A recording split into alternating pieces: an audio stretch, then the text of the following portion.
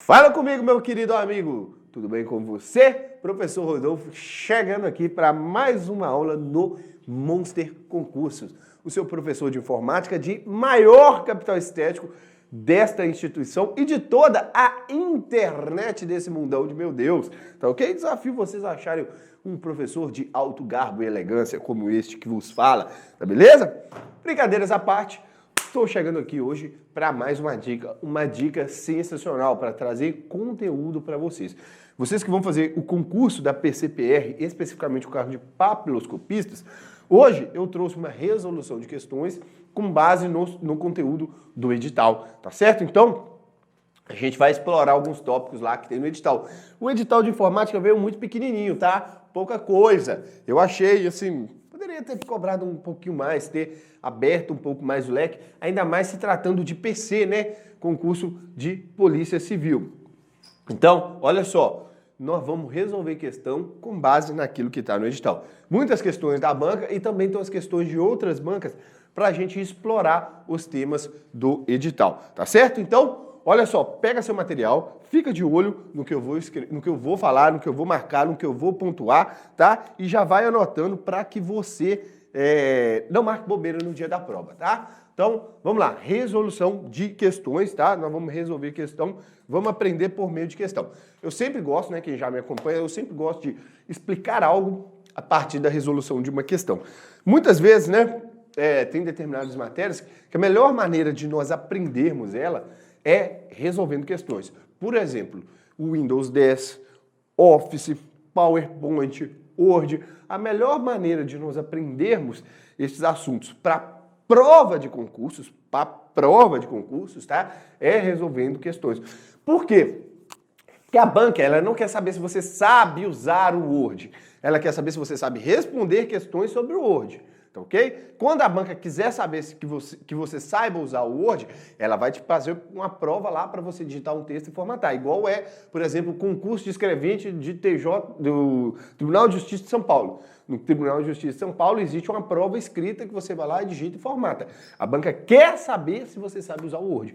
Neste caso, a banca quer saber se você tem a capacidade de responder questões sobre o Word.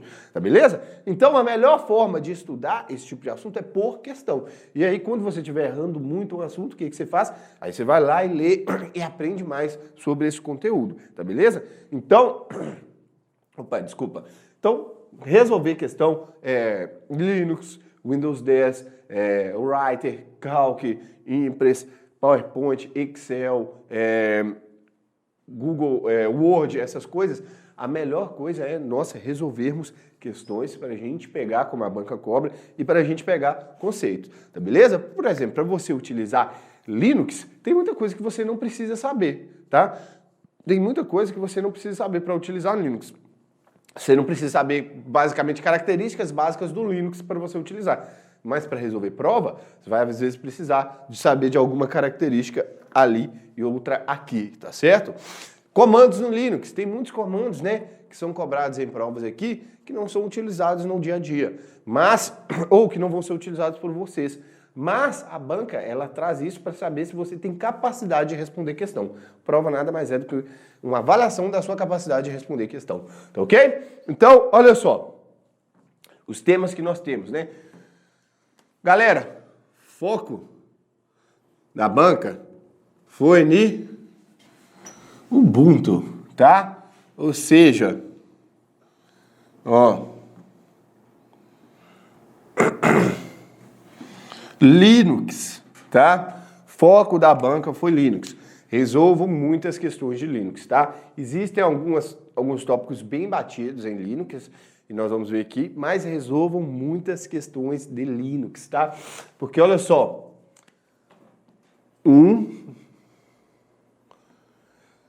2, esse aqui é periféricos, 2 temas são especificamente sobre a utilização de Linux. A gente tem 2 temas. E a gente tem ainda, ó, a utilização de redes em Linux. Então aqui pode vir comandos de rede, tá? Aqui podem vir comandos de redes em Linux, tá? Aqui podem vir comandos.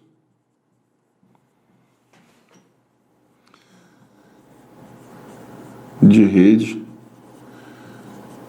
em Linux, tá ok? Porque a utilização de redes em computadores com sistema operacional Linux. Então pode vir alguma coisa de comando em Linux, tá? Algum comando de rede em Linux. Noções de escrita utilizando o Writer e noções de planilhas utilizando o Calc, tá certo? Então olha só, aqui a gente também tem isso aqui ligado ao Linux, tá? Mais outros dois tópicos ligados ao Linux, tá? Aqui no caso do Writer e do Office é um pouquinho, e do Calc talvez seja um pouco mais tranquilo, né? Porque eles têm certa similaridade com o Word e com o Excel, mas a gente tem que ficar de olho. Então resolvam muitas questões de Linux aí, tá? Comandos, características, configurações básicas e tudo mais, que a banca vai trazer isso para vocês, tá ok? Então vamos começar já resolvendo a primeira questão. Olha só, seguinte, você que está aí do outro lado, eu vou falando, tá? Eu vou resolvendo. E se você quiser responder, você para. Porque eu não vou ficar aqui dando tempo. Ah, e aí? Qual que é? Ah, não sei o quê. Eu não vou ficar fazendo isso, não. Eu vou ler a questão, vou passar o olho aqui e eu venho explicando as alternativas, tá certo? Eu explico o enunciado, tá ok? Então, você aí do outro lado, se você quiser, por exemplo, para, lê e responde, tá ok? E aí o que eu faço? Eu já vou comentando tudo à medida que nós vamos avançando nas opções, tá ok? Então, fica aí nessa didática. Outra coisa importante, daqui a alguns minutos, por volta dos 30 minutos de gravação, a gente dá uma parada, tá? Depois de 30 minutos de aulas, para você tomar uma água, descansar e voltar com o gás todo, tá ok? Então, beleza.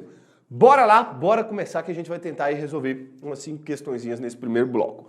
Olha só, lá no edital fala de componentes, tá? Fala de componentes periféricos de computador. Olha só, noções como usuário, tá? Do funcionamento de computadores e periféricos. Aqui ele especifica impressora e digitalizadoras, tá? Impressora e digitalizadoras. Essas aqui, né, existe um equipamento que reúne tanto a parte de impressão quanto a parte de digitalização, gravem isso.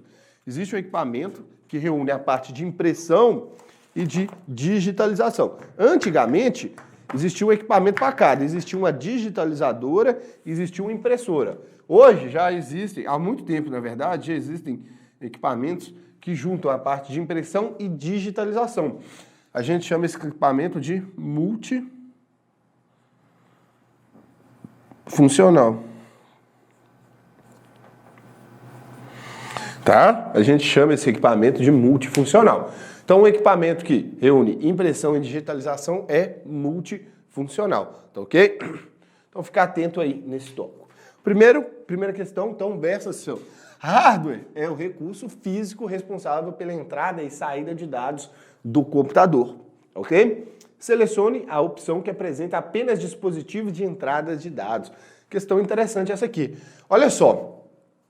Quando a gente está falando de computador, né? A gente tem o hardware, tá beleza? Deixa eu jogar para cá. Deixa eu jogar aqui vai ficar ok. A gente tem o hardware. O que é o hardware? É a parte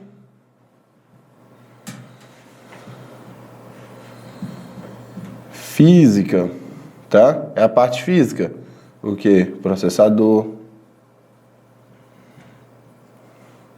memória, HD. Tudo isso aqui a gente chama de hardware, tá? A parte física. Aí esse hardware, o que a gente faz? Eu instalo, né, dentro de um HD, um sistema operacional. Um sistema operacional é um software, tá beleza? A gente tem os softwares, tá? O sistema operacional, ele é um software. Ele é um software que vai gerenciar o acesso dos outros softwares aqui instalados, dos outros aplicativos, ao hardware, aos recursos de hardware que tem nessa máquina. Então, o sistema operacional é um software. A gente chama que o software é a parte lógica, tá ok? E aqui nós temos o SO, de sistema operacional, tá certo? A gente tem os aplicativos os outros aplicativos, o Writer e o Calc, que estão no edital de vocês. Então, quando a gente está falando, né, de computação, a gente tem a parte de hardware e a parte de software. Hardware, parte física, tudo aquilo que fornece algum recurso computacional físico. Então, se eu tenho processador, é hardware. Se eu tenho HD, hardware. Memória, hardware. Placa de vídeo, hardware. Placa de som, hardware. Impressora, hardware, tá beleza? Tudo isso são hardware, tudo isso são as partes físicas, tá? A impressora é um periférico, tá? A impressora é um periférico. Então, tudo isso são partes físicas do quê? Do computador, tá beleza? E o software é o quê? É aquilo que vai utilizar os recursos físicos, tá beleza? O software utiliza, tá? O software utiliza o processador, utiliza a memória, utiliza o HD, tá certo? E o SO, o sistema operacional, é o cara que é responsável, né, por gerenciar a parte de acesso do software ao hardware, tá certo? Então, quando você tem um processador lá, quando você tem 8 GB de memória RAM, por exemplo, quem vai gerenciar o acesso à memória RAM é o sistema operacional, tá certo? Quem gerencia aquele acesso? O HD, você tem um HD de não sei quantos de 1 TB de armazenamento. Quem que vai permitir com que você armazene dados e que você recupere, que você delete, que você edite, que você abre? É o sistema operacional. O sistema operacional vai permitir que você crie arquivos, armazene arquivos no HD, que você edite arquivos. O sistema operacional vai permitir que você insira recursos ou retire recursos do HD. No caso, seria arquivos e pastas. Beleza? Então, o sistema operacional faz isso. E a gente tem os periféricos, né? O que a gente chama de periférico. O que é periférico, galera? Quando a gente fala em hardware, né, e quando a gente fala em computador, a gente tem o que a gente chama de placa-mãe. Tá ok? Aí, essa placa-mãe, ela é a responsável por interconectar todos os periféricos de computador, tá beleza? Então eu tenho um processador, o que eu faço? Eu tenho a placa-mãe.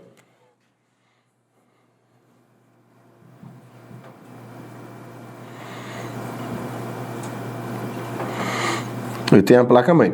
Aí eu tenho um processador, o que eu faço? Na placa-mãe eu tenho um slot, tá? Um slot é um lugar, tá? Eu tenho um slot, eu tenho um encaixe, tá? Um slot é um lugar, é um encaixe na placa-mãe. Eu tenho um encaixe na placa-mãe que cabe um processador, tá certo? Então lá na placa-mãe eu encaixo um processador, tá certo?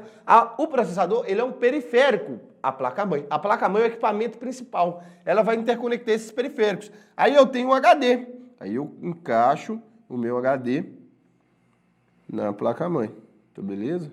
Eu tenho um HD. Aí eu tenho uma memória. Eu encaixo a minha memória na placa-mãe, tá beleza? E aí a placa-mãe vai ter vários risquinhos lá que vão conectar esses camaradas aqui, tá beleza? A placa-mãe vai interconectar esses caras. E todos esses caras são periféricos de computador, tá certo? A placa-mãe é o componente principal e tudo aquilo que eu anexo à placa-mãe é considerado um periférico. E aí, dentro da placa-mãe, a placa-mãe também ela tem várias portas. Por exemplo, várias portas USB, tá ok? Várias portas USB. Aí, em uma dessas portas USB, eu posso conectar uma impressora, tá? Numa dessas portas USB eu posso conectar uma impressora. É um periférico. Lá na placa-mãe a gente tem uma saída de áudio e uma entrada de áudio, tá ok? E aqui eu posso conectar, por exemplo, um microfone, tá?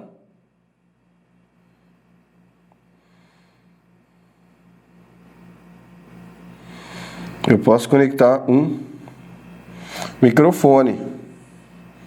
Parece um ovo, mas eu posso conectar um microfone aqui, ó, na minha saída de áudio. O microfone vai ser um periférico a este computador, tá certo? Tudo que está na periferia da placa-mãe, tá? Tudo aquilo que está na periferia, tudo aquilo que está conectado à placa-mãe, a gente costuma chamar de periférico, tá beleza? Pode, de uma maneira geral, tudo que se conecta à placa-mãe para prova de concurso, a gente chama de periféricos, tá certo? E a gente pode conectar vários outros. Microfone, a gente pode conectar fone de ouvidos, tá certo? Tudo isso são periféricos. Impressoras e digitalizadoras, tá ok? Então, tudo isso é periférico. E aí, o que acontece? Os dispositivos, né, todos esses periféricos são dispositivos físicos, são recursos de hardware, tá beleza? São dispositivos físicos. E aí, dentre os dispositivos físicos, a gente tem dois tipos, né? A gente tem os dispositivos de entrada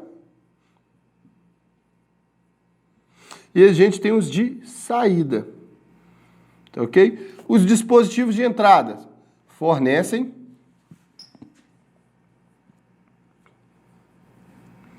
dados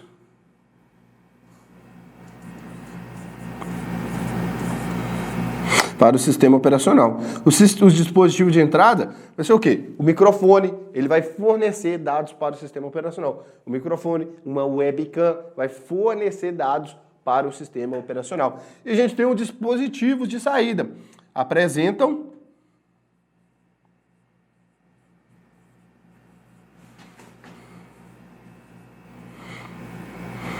os dados processados pelo processador. Os dados processados.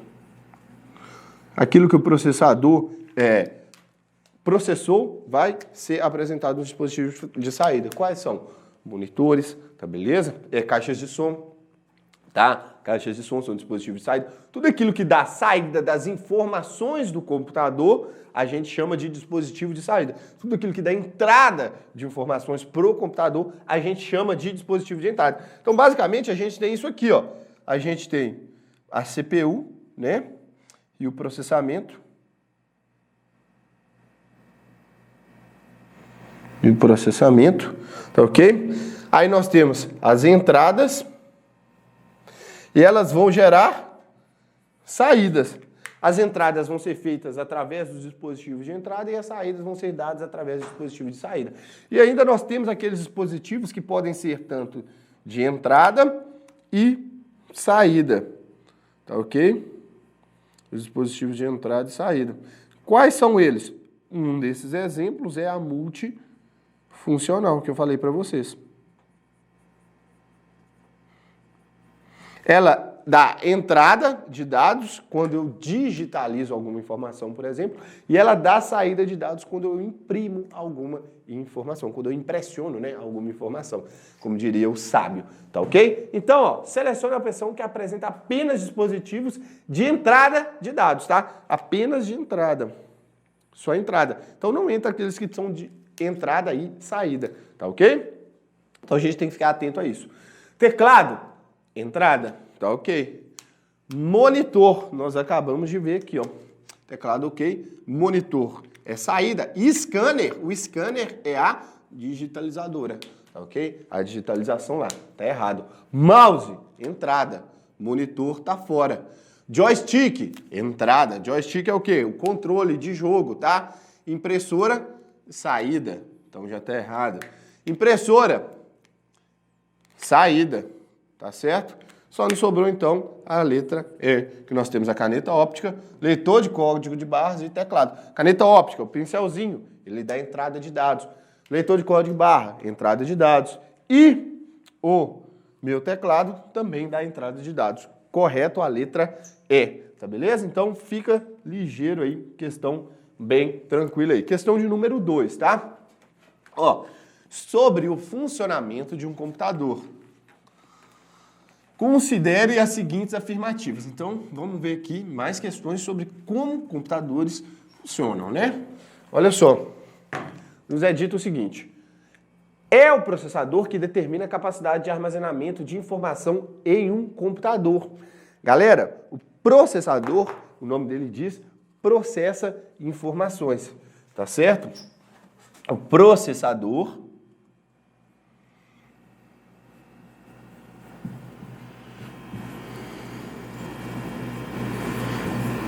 Ele processa, ele trabalha, tá ok? Então isso aqui tá errado, tá? Então, ó, a capacidade de armazenamento de informação não é o processador. Quem que vai definir a capacidade de armazenamento de informação? O HD. O HD é o dispositivo de armazenamento. Tá ok? O HD é o dispositivo de armazenamento. Então, para armazenar, eu uso o HD. O HD que vai definir quanto que eu posso armazenar. Tá certo? A capacidade de armazenar dados a um HD é medida em gigahertz. Isso aqui tá errado. Tá ok? O HD, a gente mede a capacidade em gigabytes maiúsculo, tá? B maiúsculo. B de maiúsculo de bytes. Gigabytes. Tá beleza? Gigabytes. Quando a gente fala, né? Vocês já devem ter visto falar em gigabits. Quando a gente fala em gigabits, a gente está falando de velocidade de transferência de dados. Então, a minha internet tem 10 gigabits. O meu HD tem 100 gigabytes. Tá ok? Gigabits é transferência de dados, velocidade. E gigabytes é capacidade de armazenamento. Gigahertz é frequência. Quando a gente fala de gigahertz, a gente está falando de frequência. Quem trabalha com frequência é o processador, tá beleza? O processador que trabalha com frequência. Então, a unidade de medida de velocidade de um processador é o gigahertz, tá certo? Então, o processador trabalha com gigahertz, tá ok? As impressoras multifuncionais com copiador e scanner são exemplos de periféricos de entrada e saída. Beleza, eu falei para vocês anteriormente aqui já, né? Multifuncionais, entrada e saída. O sistema operacional Windows Explorer tem de ser atualizado constantemente. Não existe o sistema operacional Windows Explorer, tá? É só Windows, tá? O Windows Explorer, não, nem vem ao caso, mas o Windows Explorer agora se chama explorador de arquivo, tá?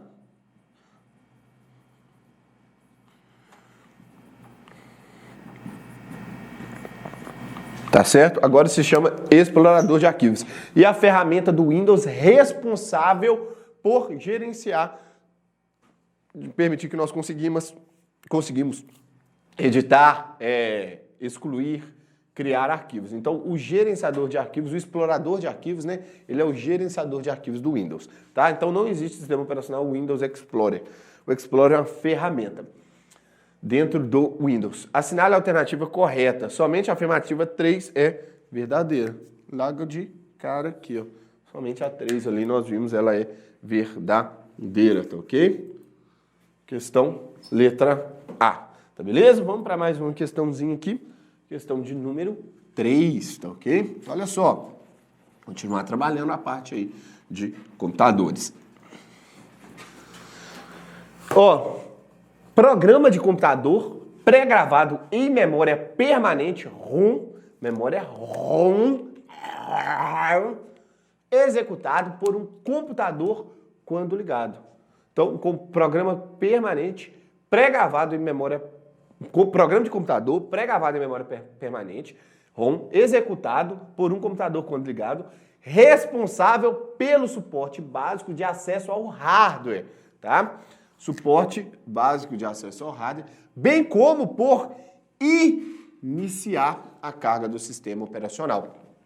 Então, recebe o nome de... Então, existe um programa, tá? Que ele fica gravado em uma memória. Essa memória, ela é permanente, ela não é alterável e ela não se perde quando eu desligo o computador, tá beleza? E esse programa, ele tem a função de quê? De iniciar, basicamente, o que ele diz aqui, ó, iniciar o hardware e o sistema operacional. Então, ele vai iniciar o hardware e o sistema operacional. É basicamente isso que ela está dizendo. Então, existe um programinha lá gravado em uma memória, tá beleza? Olha só, quando a gente fala em memória, a gente basicamente tem dois tipos de memória, a RAM, tá? E a ROM.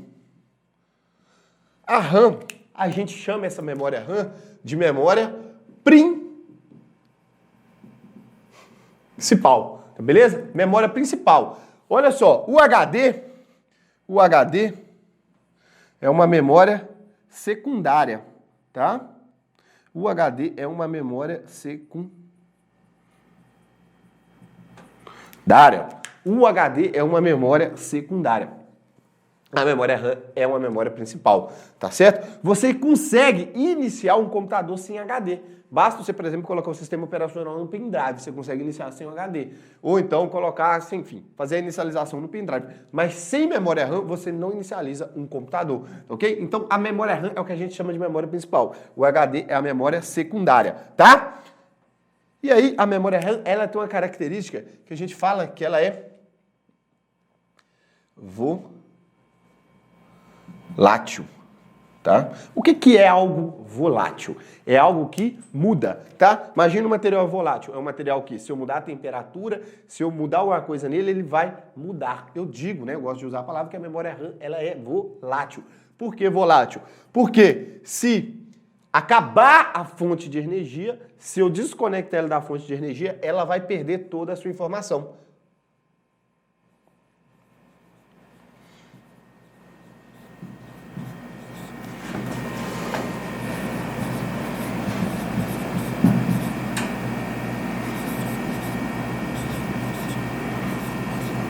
Na fonte de energia.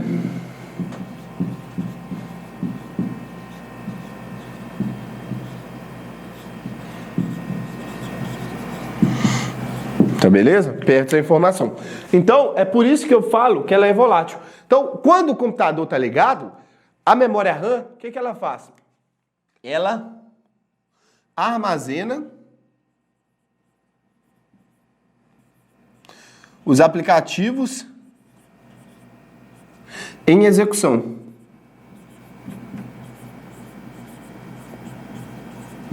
Tudo que tiver em execução vai estar com um espacinho alocado lá em memória. Tudo que eu utilizar, tudo que eu estiver executando, o Word, Excel, PowerPoint, o próprio sistema operacional, enfim, rotinas, qualquer coisa que eu estiver executando, vai estar alocado na memória principal, tá certo? Aquilo que eu instalei, que eu gravei, que eu salvei, vai ficar sempre no HD, tá beleza? Mas quando eu abro um software, para esse software ser usado por mim no sistema operacional, ele tem que ir para memória RAM, tá beleza? Então, toda vez que eu estou lá no meu computador, e aí, tudo aqui que eu estou usando aqui no meu computador, ele está onde? Ele está lá na memória RAM, tá beleza? Tudo que eu estiver usando no meu computador, neste momento, ele vai estar na memória RAM.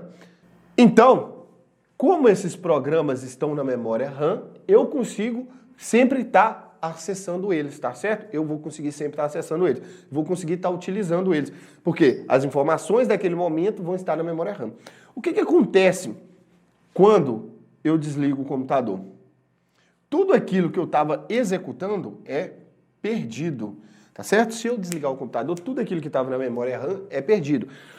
É claro que existem algumas técnicas para a gente religar o computador e ele voltar com tudo aquilo que estava sendo executado, existe. Mas, via de regra, se você desliga o computador, todos os softwares que você estava executando antes, eles são o quê? Eles são fechados. E aí, na hora que você religa o computador, eles não vão estar ligados. Eles não vão estar mais no ponto onde você estava. Tá ok? Então, a memória RAM, a gente fala que ela é volátil. Por quê? Porque na hora que eu desconecto da fonte de energia, na hora que eu desligo ela, na hora que eu corto a energia, ela perde todas as informações que estavam nela. Todos os softwares que eu estava usando, que estavam lá armazenados na memória RAM, eles são perdidos, eles são fechados, tá ok? Então ela perde essa informação, tá ok? Então ela é a memória principal, ela armazena todos os aplicativos que estão em execução, todos os aplicativos, processos vão estar lá armazenados, tá? Para quê? Para que eu grave o estado, né? A gente fala porque é para gravar o estado daquela aplicação.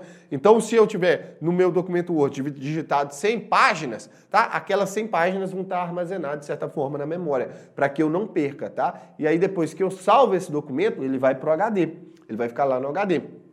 Salvo lá, tá certo? E aí eu vou poder abri-lo várias outras vezes, tá? O HD ele só serve para armazenar um dado para que a gente possa utilizá-lo várias outras vezes. Mas toda vez que eu clico no arquivo, numa informação que está lá no HD e ela abre, essa informação vai para a memória principal, tá certo? E a memória RAM? A memória RAM é uma memória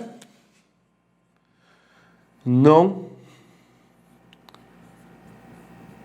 volátil, tá certo? É uma memória não volátil. Por quê? Ela mantém a informação.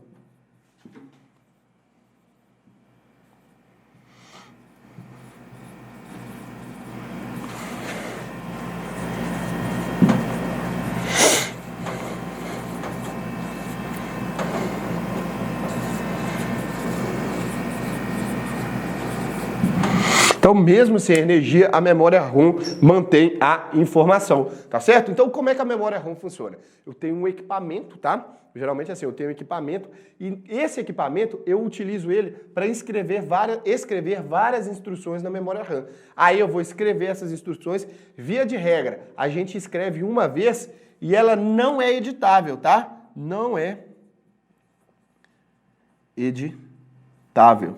Tá ok? É uma memória, via de regra, não editável. Então eu escrevo as informações nela uma vez e nunca mais eu consigo alterar essa informação. E essa informação ela não se apaga, mesmo que eu corte a fonte de energia. Então pense o seguinte, você tem um pendrive. E aí você vai colocar nesse pendrive, vamos supor, o custo do Monster lá. Você vai colocar no pendrive.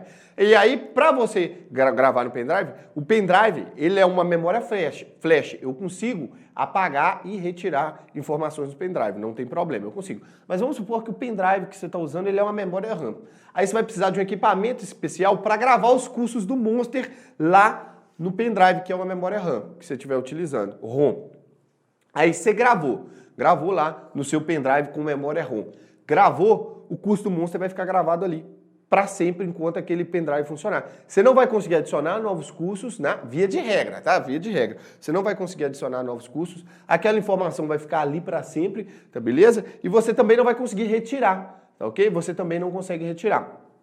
É claro que existem argumentos, artifícios, para a gente editar essa memória, para a gente apagar, para a gente reiniciar, enfim, existem vários artifícios.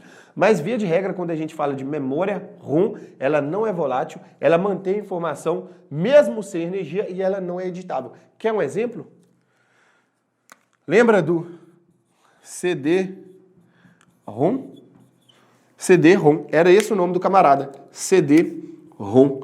Era um CD que eu fazia o quê? Quem é mais velho? Eu gravava a informação no CD, tá ok? Essa informação, ela era gravada apenas uma vez.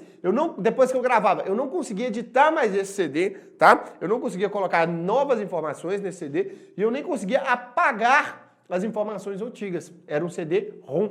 Era um CD com memória ROM. Eu não conseguia, depois que eu gravava a primeira vez, eu não conseguia gravar novas informações, nem editar as informações que estavam nele, nem apagar, nem nada. E ele era não volátil. Por quê? Porque mesmo que eu não tivesse com ele no computador, depois que eu gravei, eu podia reproduzir em qualquer lugar que as informações estavam ali, tá certo? O CD-ROM era, por exemplo, um exemplo de memória ROM, tá? Só que no computador, nesse caso aqui, existe lá, uma memória ROM no computador que tem um software que é responsável, por nós podermos fazer algumas configurações na inicialização do computador, tá?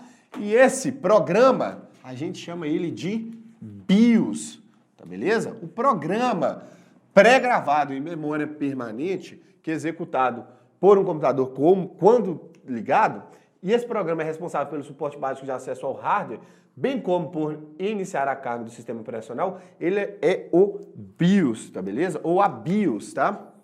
A BIOS. A BIOS que é responsável por dar essa inicialização no computador. USB e HDMI são tipos de conexão. O REST, nem sei o que é isso. E boot, boot é o termo que a gente dá para essa inicialização. Essa inicialização a gente chama de boot, tá beleza? Quando a gente dá o boot, a gente faz o carregamento básico, desses camaradas a partir da BIOS, tá beleza? Então a BIOS tem as informações, a gente dá o boot para carregar a BIOS, tá? O boot é essa inicialização básica. Aqui a gente tem a definição de memória ROM e memória RAM, tá beleza? Então, aqui, nós fechamos aqui 3 questões. Vou dar uma paradinha para a gente tomar uma água, para a gente descansar, respirar, cafezinho na veia, beleza? E a gente já volta daqui 5 minutinhos para continuarmos a nossa aula com mais questões aí sobre a PCPR. Meu querido, até daqui a pouco e a gente se vê. Um abraço!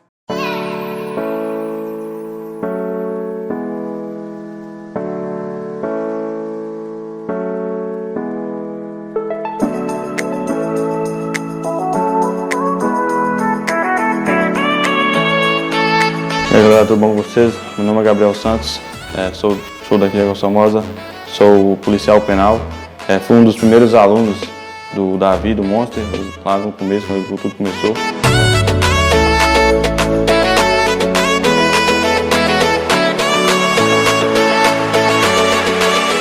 O Monster Concurso abriu as portas pra minha vida, né? Tipo assim, me deu uma perspectiva de vida. Se não fosse o Monster Concurso, eu não estaria onde eu estou, não.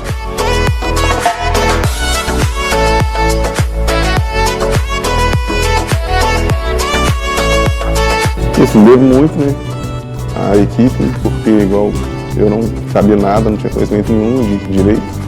Claro que tem a minha dedicação, mas se não fosse por eles, eu hoje não estaria aqui. E é um sonho estar aqui, né? Fico muito feliz, honrado. Além de tudo, fiz muitos amigos nessa caminhada toda aí, né? Com os professores, né, com a equipe.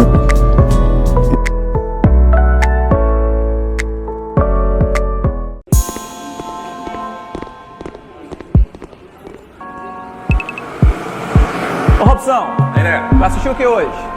Ah, cara, vamos ver se tem alguma coisa boa aí pra ver? Vamos lá, cheguei. Pegar o controle. Robson, a pipoquinha lá, cara. Pipoquinha pra gente assistir aqui. Demorou, né, Lê? Filminho sem pipoca não é filme, não.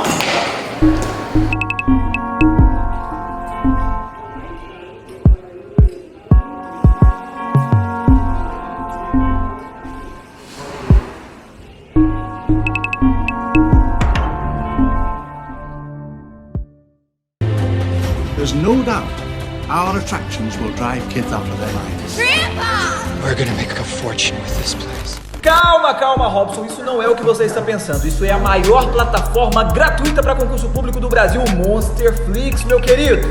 É isso mesmo, Thaleson Faleiro. Sem anuidade, sem mensalidade. Simples assim e de graça, moleque. Olha, é só acessar www.monsterflix.com.br, cara. Vamos lá.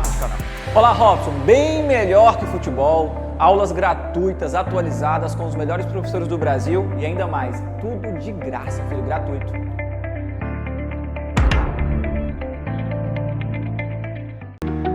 Não perca tempo e adquira agora mesmo a nossa assinatura ilimitada. São vários conteúdos para você mudar de vida em 2021.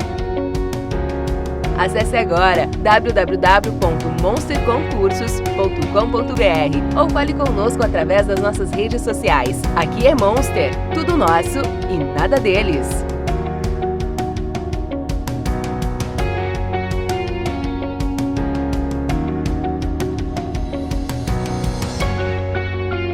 Fala comigo, jovem! Estamos de volta, hein? Estamos aqui para continuar a nossa resolução de questão. Pra gente aí, ó, martelar a PCPR, tá? Este concurso que tá uma loucura. Agora, essa prova vai sair de fato, hein? Se os caras fizerem a sacanagem que eles fizeram de novo no último, aí é pra bater de chinelo, tá? É pra bater de chinelo porque é sacanagem, tá? A banca não pode fazer o que eles fizeram da última vez, tá ok? Então, nós estamos aqui, vamos resolver mais questões, tá? Vamos aqui conhecer mais um pouco dos temas que vão cair nessa prova aí. Certo? Agora vamos pegar um pouquinho de Linux, né? Lá a gente viu que tem muitas coisas de Linux. Que eu falei para vocês, resolvam bastante questões de Linux para vocês entenderem. Não só da banca, tá? Resolvam de outras bancas. Resolvam questões de Linux nível policial, tá beleza? Sempre nos níveis policiais. E aí depois que você estiver dominando, aí você aumenta um pouquinho de nível, tá? Para outros cargos, cargos administrativos, tá certo? Mas resolva muitas questões. Olha só, essa questão diz o seguinte: em sistemas operacionais Linux, sempre há um usuário do sistema chamado root. Assinale a alternativa correspondente que descreve este usuário. Galera, o usuário root no Linux é equivalente ao administrador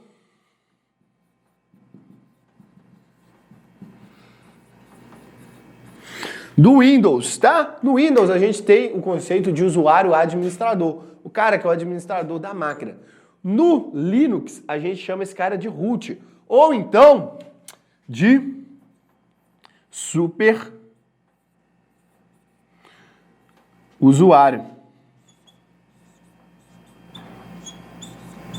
Tá ok? ou superusuário. Vão ser esses dois nomes, né, que a gente vai dar para esse camarada. É o cara que tem todas as permissões, tá?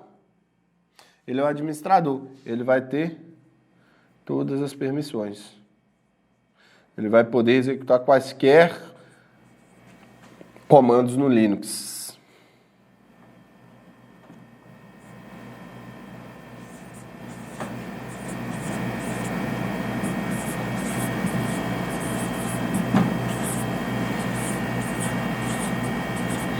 Esse cara vai poder executar quaisquer comandos no Linux, tá beleza? Então esse aqui é o que a gente chama de usuário root, tá? Olha só, o sinal alternativo aqui corretamente descreve esse usuário. É o usuário de manutenção, utilizado por técnicos para realizar diagnósticos no computador. Galera, via de regra, né? O usuário root, ele não é um usuário de manutenção, né? Ele é um usuário...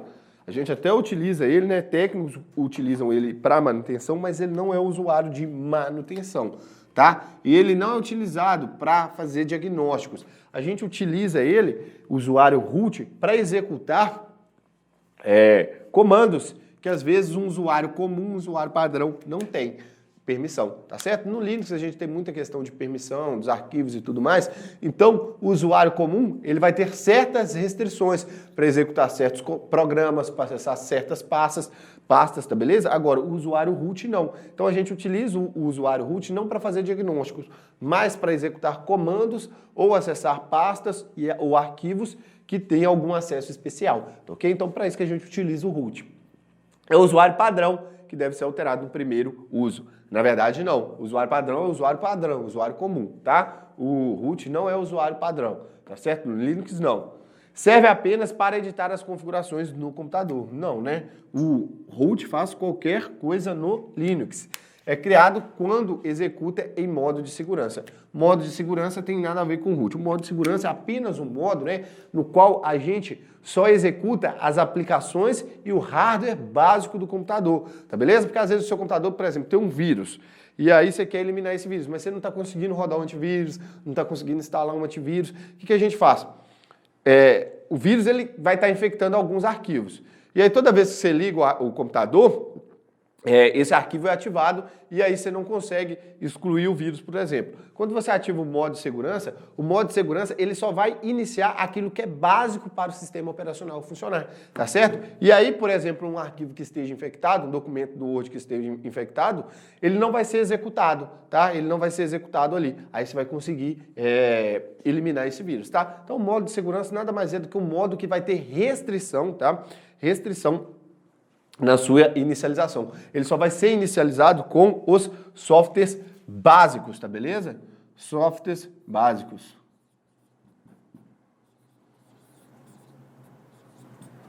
Tá? Ele não vai ser, o sistema operacional não vai ser inicializado, digamos assim, no modo full, né? Com todos os seus sistemas, com todas as suas rotinas, tá ok? Então, o usuário é o superusuário que tem todas as permissões do sistema. É o que eu falei para vocês ali, né? Ele é um superusuário, tá ok? Então o root é um superusuário, tá certo? Aqui, né, no Linux, a gente tem basicamente esses dois usuários. O superusuário, o root, que é o usuário com controle total, né? Aqui tá controlo, mas é controle total do computador. E no prompt de comando, quando eu tiver a cerquilha, quer dizer que eu estou executando, que eu vou executar aquele comando com o usuário root, tá ok? Então, o cerquilha indica lá no prompt de comando que eu estou executando aquele comando como root, tá certo? No Linux tem comandos que o usuário comum não consegue executar, eu preciso estar como root. E o usuário comum, que é o usuário que não tem poder para manipular todos os recursos existentes no computador, tá? O usuário do dia a dia. No prompt de comando, ele aparece com o cifrão. Então, se lá no cifrão, na hora que você for executar um comando, se lá no prompt de comando, né, na telinha preta, quando você for executar um comando, tiver um cifrão, você está executando aquilo ali como um usuário comum. Olha só, no Linux tem um comando chamado su, tá? É o comando superusuário. Esse comando permite que um usuário qualquer se torne momentaneamente o root, tá certo? Então, eu tenho um comando, eu quero executar um comando, eu quero, por exemplo, excluir determinada pasta lá. Só que essa pasta, ela tem uma permissão de acesso de de superusuário. O que eu faço? Eu coloco o SU e mando, eu coloco o SU lá no começo da linha para eu ativar como superusuário, e aí eu escrevo o comando e apago essa pasta com permissão especial, tá beleza? Então o SU, ele vai fazer o quê? Ele permite que o usuário qualquer, que é esse usuário comum, se torne momentaneamente o root. Esse momentaneamente é o quê? Eu vou executar algum comando como root. Depois que eu executei aquele comando, eu volto a ser um usuário normal, tá certo? Então, esse comando SU permite eu executar algum comando como usuário root. É isso que ele faz, ok? Então, tranquilão aí. Gravem aí que nós temos esses dois usuários no Linux. Olha só. Mais aqui, hein? Em um sistema Linux, a navegação entre diretórios pode ser feita com o comando cd, tá certo? Então, para eu acessar um diretório, tá? O cd, ele me permite acessar um diretório. Eu posso acessar, eu posso voltar também, tá? Voltar com o cd para o diretório anterior. Eu posso acessar um diretório, eu posso voltar para o diretório anterior. Eu consigo fazer isso com o cd. Assinale a alternativa que apresenta o comando utilizado para mostrar o caminho do diretório atual. Galera, olha só. Esse comando aqui, por que eu trouxe essa questão? Porque essa questão, ela diz sobre um comando que a banca vai gostar de fazer uma pegadinha com você.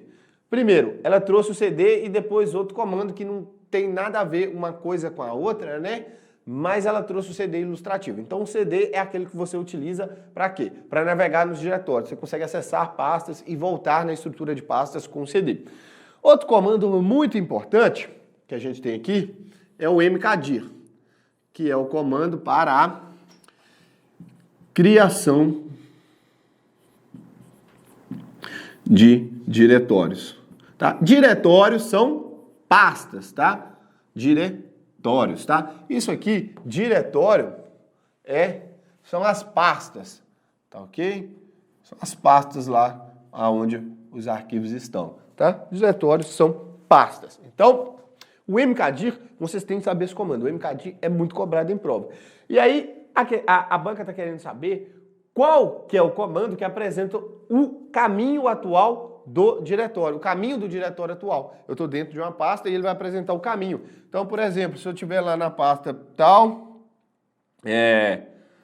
home, ponto, barra monster, ok, barra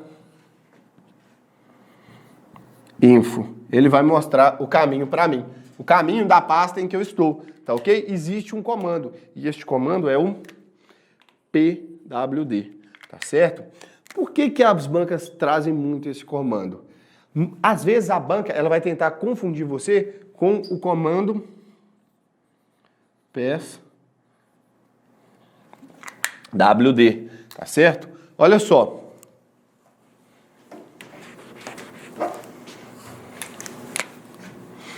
Existe o pwd. O pwd faz o quê? Mostra o caminho do diretório atual. Esse aqui é o pwd. E aí existe, ó, o password, que é o passwd, que é aquele que me permite alterar senhas de um usuário.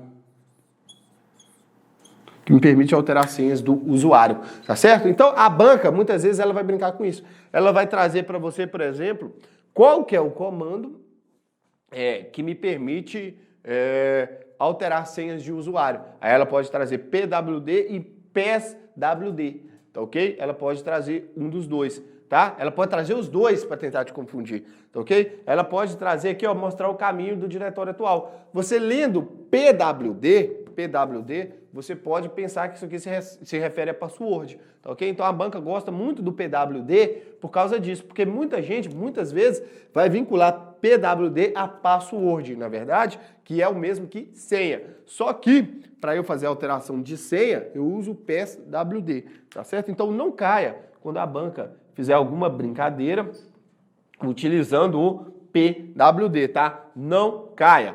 Ó, então o pass é utilizado para alterar a senha e o pwd mostra o nome e o caminho do diretório atual, tá certo? Então como que eu chego nesse diretório atual? E aqui, ó, nós temos outros comandos. Como eu disse, o mkdir, usado para criar diretórios, ls, lista o conteúdo de uma pasta, tá certo? O cd é aqui, ó, mudar de diretório, tá? Ele entra ou sai em um diretório. Na verdade, ele entra, né? Sempre que eu mudo de diretório, por mais que eu esteja voltando na estrutura, eu estou entrando em algum diretório. Então, o cd ele sempre vai entrar em um diretório, tá? Eu vou acessar um diretório. Por mais que às vezes eu esteja, por exemplo, na pasta, eu tenho aqui a pasta Monster, e dentro de Monster eu tenho Info, e aí eu estou aqui dentro. Se eu voltar para essa pasta, se eu voltar para cá, né, eu vou estar entrando de novo na pasta Monster, tá ok? Então o CD me permite entrar em uma pasta, acessar uma pasta, tá? O MV, Move, de mover, tá? Ele permite mover ou renomear, tá? Renomear arquivos e diretórios. Eu tenho como mover ou renomear arquivos e diretórios com o MV. O RM é remove, remover, apaga arquivos e diretórios, tá certo? E aqui o PS e o PSWD e o PWD. Não confundam isso na prova, tá? Não confundam, tem muitas questões cobrando aí sobre o PWD, tá? Por quê? Porque na maioria dos casos, muitos alunos vinculam isso aqui a password, tá? PWD não tem nada a ver com password, tá ok? Então não marque bobeira. Outro ponto-chave, no edital de vocês, né? Tem a parte lá de pesquisa, Google, essas coisas, que é muito importante, que as bancas gostam muito de cobrar, gostam de trazer uma questão que é sobre busca no Google ou no Bing, tá? Sempre tem uma questãozinha marota, sempre tem uma bobeirinha ali que as bancas gostam de cobrar, tá? E você não vai marcar besteira. Quando a gente faz uma pesquisa no Google, galera, quando a gente pesquisa, o que acontece? Eu tenho meios de restringir a minha pesquisa, tá? Via de regra, todo mundo pesquisa assim, ó, pão com ovo. Quando escreve correto, tá bom, né? O ruim é quando o cara escreve errado lá, pau com ovo. Ou então, escreve pão com ovo. Com U. Horrível, horroroso, horroroso, nossa, horroroso. Ruim demais, ruim, muito ruim. Nossa senhora, o Google vai lá e triste, o robozinho do Google lá, vai triste corrigir. Meu filho, não é ovo não. Você tá querendo fazer concurso aí da PC, tu tá errando aí ovo. Me ajuda aí, jovem. O algoritmo do Google quase printa na tela assim, falando, vai estudar português, carai. Estuda português, me ajuda aí. Quase printa lá, faz a cagada toda. E aí ele tem que corrigir lá para falar com você. Você quer pesquisar pão com ovo, rapaz? Pesquisa aí, é isso aí. Você vai lá e confirma, quero pesquisar pão com ovo. Só que quando você pesquisa pão com ovo, o Google traz os sites que tem pão com ovo, traz os sites que tem só pão, aí traz os sites que tem só ovo, aí às vezes traz o site que tem pão numa linha e ovo lá no final, às vezes traz o site que tem ovo com pão, tá beleza? Vai trazer vários sites que tem essas referências aqui, tá ok?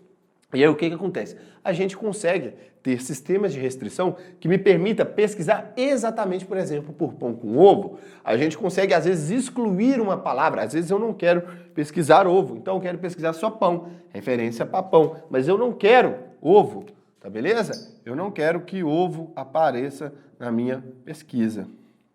Tá ok? Então eu não quero ovo. Então se no site estiver falando de pão, mas na mesma página estiver falando de ovo, eu tiro essa página na minha pesquisa. Tá ok? Então tem como a gente fazer essas restrições para melhorar a pesquisa no Google. Então olha só, mecanismos de buscas como Google, Bing, possuem operadores que permitem refinar a pesquisa. Certo? Falei para vocês. Qual é a sintaxe correta no Bing para localizar páginas da web que contêm algumas das seguintes palavras: maratona e corrida. Olha só, galera, seguinte, o Bing e o Google, eles funcionam basicamente da mesma maneira, tá? Eles vão funcionar a pesquisa da mesma maneira, tá? Então, o Bing é o da Microsoft e o Google é o da Google, tá? Olha só, ele quer pesquisar páginas que contêm alguma das seguintes palavras: maratona ou corrida.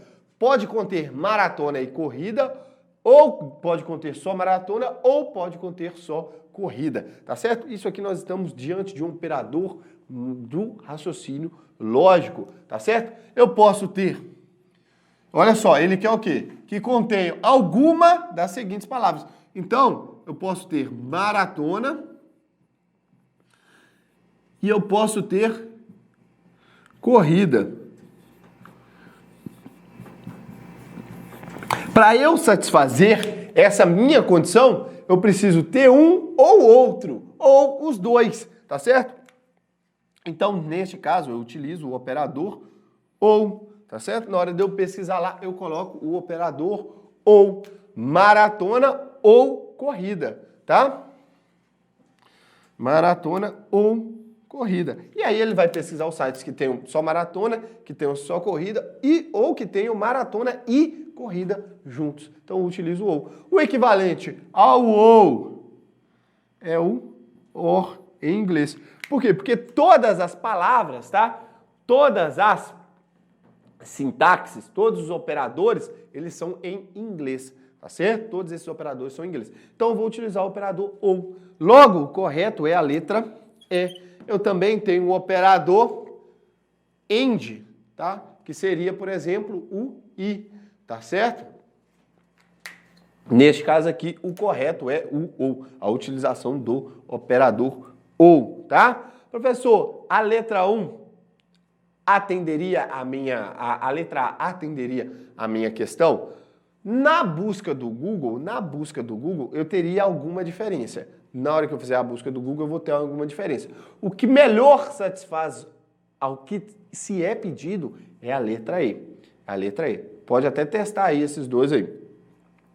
Via de regra, você vai ter uma diferença aí. Então, a banca está me falando que eu quero que contenha alguma das seguintes palavras. Quando eu digito maratona corrida, eu estou pesquisando por maratona corrida, eu estou pesquisando por essa referência. É a mesma coisa que quando eu digito concurso da Polícia Penal de Minas Gerais. Concurso da Polícia Civil do Paraná, por exemplo. Então eu estou fazendo uma pesquisa. Todos esses termos, né? Por mais que depois o Google possa fatiá-los na pesquisa, eu estou querendo um termo inteiro. Aqui não. Aqui eu estou querendo ou esse termo, ou aquele termo, ou os dois. Tá beleza? Quando eu pesquiso assim, o Google que define para mim que talvez eu não queira esse termo. É eles lá que vão fazer isso. Mas quando eu coloco o OR, eu já estabeleço para o Google, já estabeleço lá para o buscador, que é o seguinte, ó. Você pode buscar ou esse, ou os dois. Tá ok? Eu melhoro a busca lá para o meu operador. E aqui, ó, o I, lá igual no raciocínio lógico, vai ter que ter na página tanto maratona quanto corrida, tá? E aí nós temos outros operadores, tá? Que vocês têm que ficar de olho nesses outros operadores. Vocês não podem perdê-los de vista. Quais são eles? O excluir palavras, tá? Excluir palavras de uma pesquisa. Então, eu coloco o sinal de menos quando eu quero excluir uma palavra. Por exemplo, eu quero PCPR menos edital. Então, eu vou fazer a busca em todos os sites que tenham algum conteúdo referente a PCPR, menos aqueles que tenham referência à palavra edital. Ok? Então, eu vou se o site tem PCPR, mas tem edital em algum momento dele, aquela página eu já não trago na pesquisa. Tá ok? Para eu pesquisar correspondência exata, eu quero pesquisar essa correspondência aqui, ó. Eu quero pesquisar concurso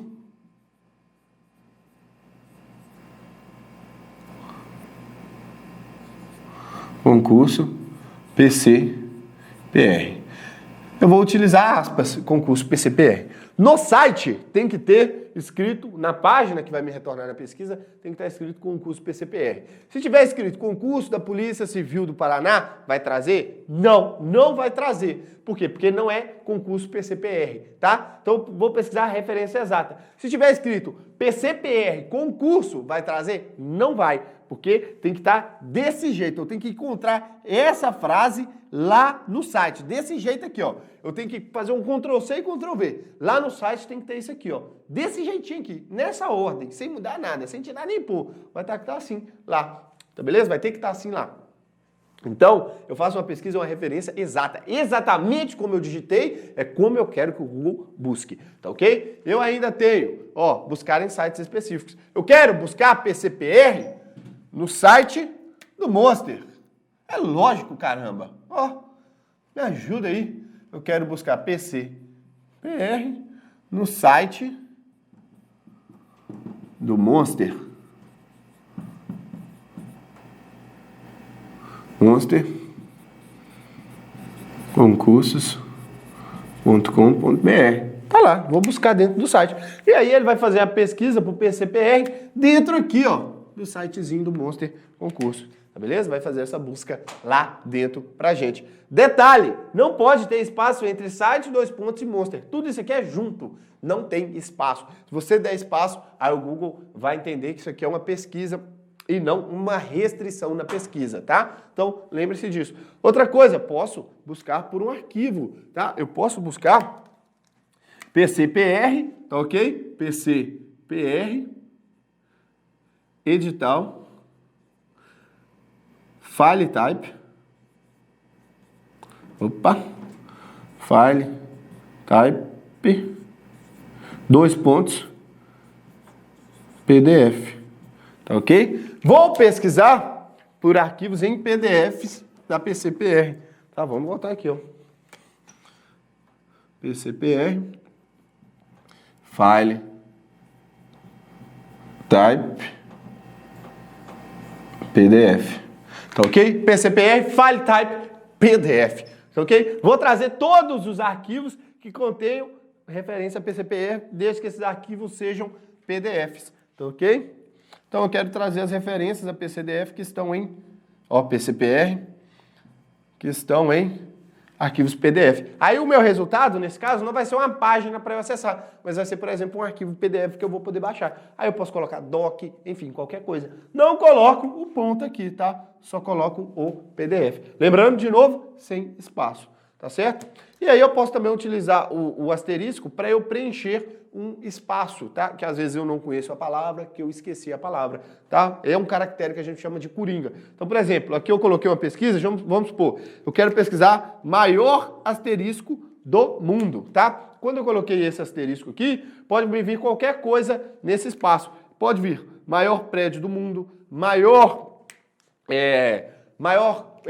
buraco do mundo, maior cidade com a menor população do mundo, pode vir qualquer coisa no espaço desse asterisco, desde que o começo seja maior e o final do mundo, tá? Lembrem que aqui, vejam que aqui eu coloquei uma referência exata, tá certo? Então, nesse caso da referência exata, o que ele vai buscar para mim? Ele vai buscar referências que comecem com maior, o que vai ter nesse meio aqui não importa, porque eu tenho um caractere comum, coringa, que é o asterisco, e elas têm que terminar com do mundo, tá? Então tem que ter isso aí na minha pesquisa. Pode ser, por exemplo, na primeira palavra do texto eu coloco maior lá no meu site, lá no final do mundo. E tudo que vier naquele meio ali vai entrar na minha pesquisa, por exemplo, tá ok? Então é um caractere especial, tá beleza?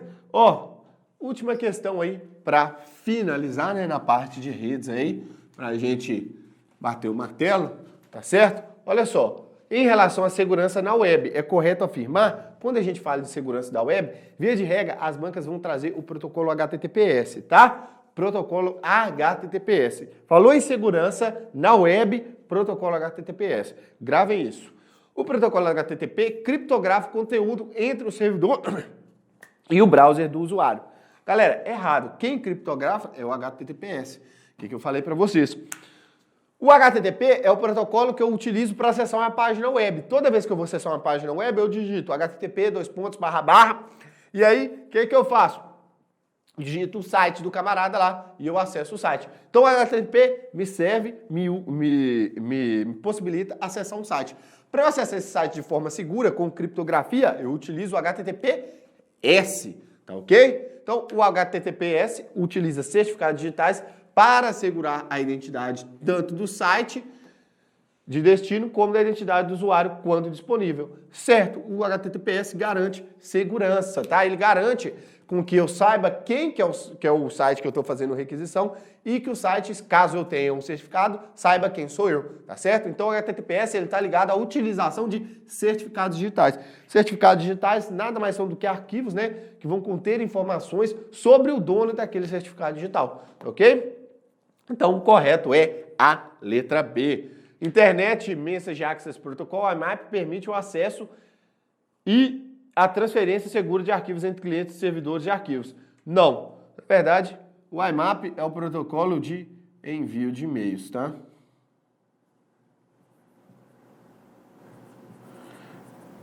Errado.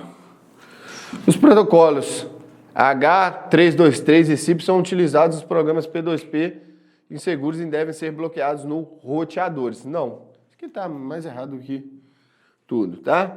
O modo de objeto de documento DOM substitui o HTML, fornecendo acesso seguros a sites de comércio eletrônico. Muito pelo contrário, tá? O DOM, enfim, isso aqui é uma questão mais complexa, essa parte aqui mais complexa, mas o DOM está ligado à criação de páginas dinâmicas e o DOM tem muitas falhas, tá? Na verdade, ele é até um pouco mais inseguro. O correto mesmo, vocês já viram, é a letra B, tá certo? Então, falou em HTTPS, o HTTPS, ele faz tanto o que está aqui quanto o que está aqui, tá? Se aqui fosse HTTPS, aqui estaria certo. Então, o HTTPS criptografa o conteúdo entre o servidor e a páginas do servidor de páginas e o browser do usuário, tá? O HTTPS faz isso aqui também. Então, essas duas alternativas, né?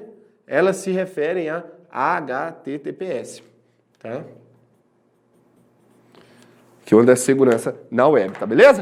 Galera, finalizando a nossa aula, encerrando por aqui, tá? Já tá dando nosso tempo e a gente se vê numa próxima dica aqui no Monster.